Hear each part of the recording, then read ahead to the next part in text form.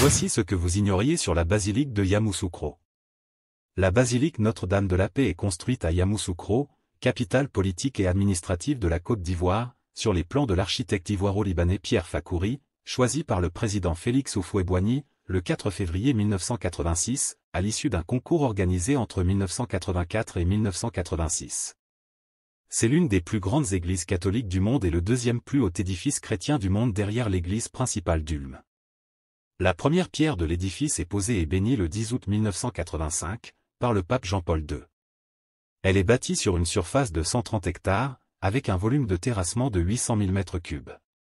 Les fondations sont constituées de 156 pieux forés à la bentonite de 1,10 m de diamètre et de 30 m de profondeur moyenne.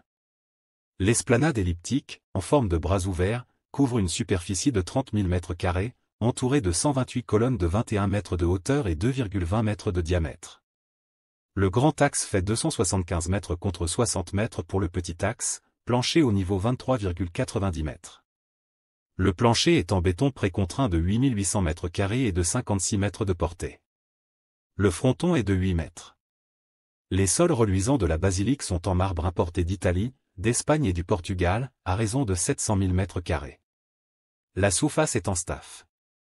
La partie centrale de la basilique culmine à 58 mètres de hauteur avec 100 mètres de diamètre, elle est surmontée d'un dôme de 90 mètres de diamètre, de 60 mètres de hauteur et d'une lanterne de 40 mètres de hauteur.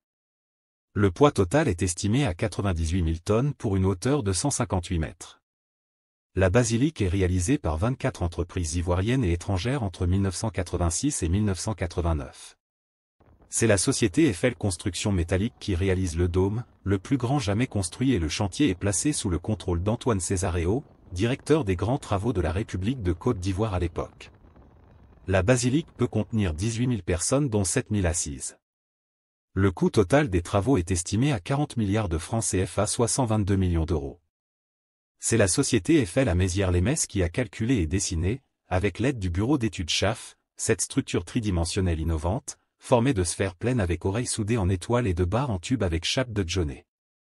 Dans la coupole, il a été créé 3400 mètres de passerelles en tôle pliée en forme de caniveau ainsi que des escaliers parcourant les passages dans les barres tridimensionnelles. Le second niveau et la coupole sont supportés par une triple colonnade de 48 colonnes doriques identiques à celles de l'esplanade, et de 12 imposantes colonnes ioniques représentant les 12 apôtres, de 30,880 mètres de hauteur pour 3 mètres de diamètre. L'ensemble de ces colonnes est traité en béton architectonique, fait de gravier et de sable local lavé et mélangé. Certaines de ces colonnes intègrent des ascenseurs et des escaliers pour accéder au premier niveau, d'autres sont équipées d'un système ingénieux de drainage des eaux de pluie. En effet, les eaux de pluie sont recueillies puis acheminées dans des conduits placés à l'intérieur des piliers et déversées dans les lacs par des canalisations souterraines. Ce sont au total 4 500 ouvriers dont 1 500 Africains qui ont œuvré à la réalisation de ce bâtiment. Grâce à son dôme, l'édifice est la basilique la plus haute au monde. Il est constitué d'une structure de 7000 barres d'acier galvanisé, et donc n'a pas de coupole interne. Le revêtement extérieur est constitué de panneaux de 5 cm d'épaisseur, composés d'une tôle externe en aluminium, laquée au four, d'une mousse PVC à cellules fermées et d'une tôle d'aluminium naturel 7/10.